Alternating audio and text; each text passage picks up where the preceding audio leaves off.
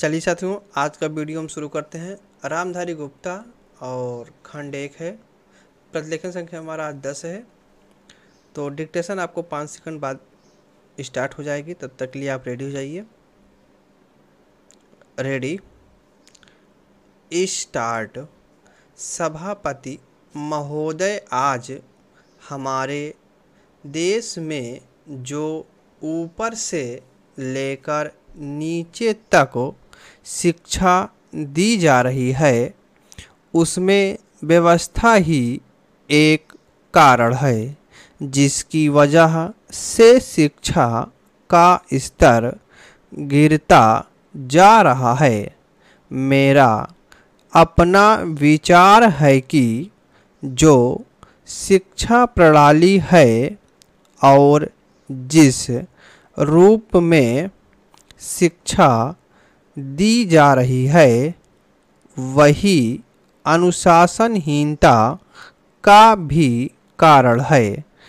अपने देश और प्रदेश में हर एक की अपनी अपनी भाषा है और यह बालक जो इस देश में पैदा हुआ है, जो अपनी मातृभाषा की गोद में पला है, उसको यदि अपनी मातृभाषा में ही शिक्षा दी जाए तो मेरा विचार है कि शिक्षा का स्तर ठीक हो सकता है।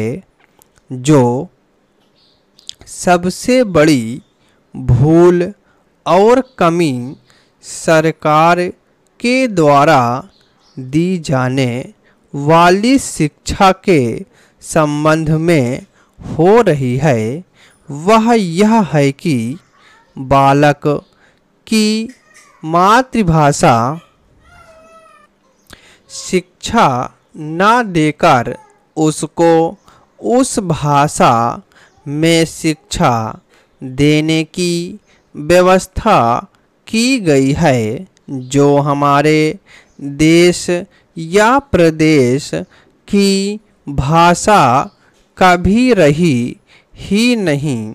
मेरा अभिप्राय विदेशी भाषा अंग्रेजी से है।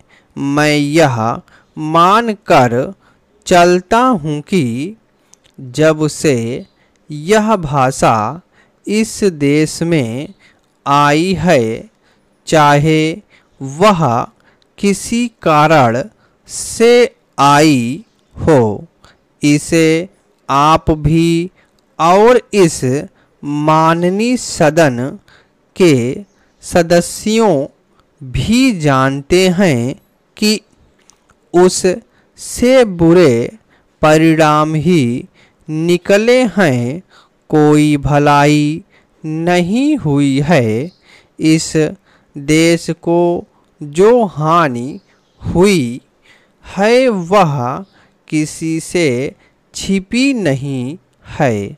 हम देख रहे हैं कि हमारे यहाँ जितना फैशन बढ़ रहा है और जितनी वेशभूषा बिगड़ रही है, वह सब अंग्रेजी भाषा के ही कारण है।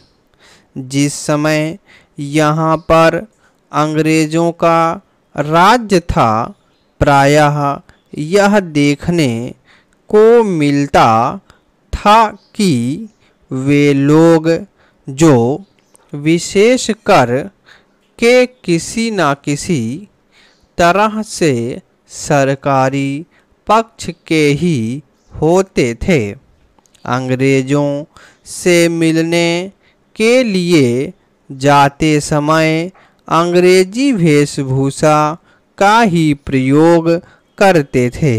परंतु यह इस देश और प्रदेश का दुर्भाग्य है कि अंग्रेज़ों का राज्य समाप्त हो जाने के बाद भी लोग उनकी वेशभूषा को पहनते चले आ रहे हैं।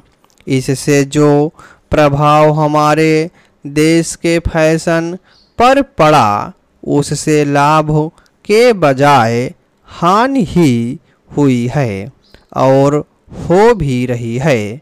मेरा ऐसा विचार है कि अंग्रेजी वेशभूषा से इस देश को बहुत हानि हुई है। भारत की गौरवपूर्ण सभ्यता और संस्कृति के संरक्षण पर पर्याप्त ध्यान देने की आवश्यकता है। स्टॉप।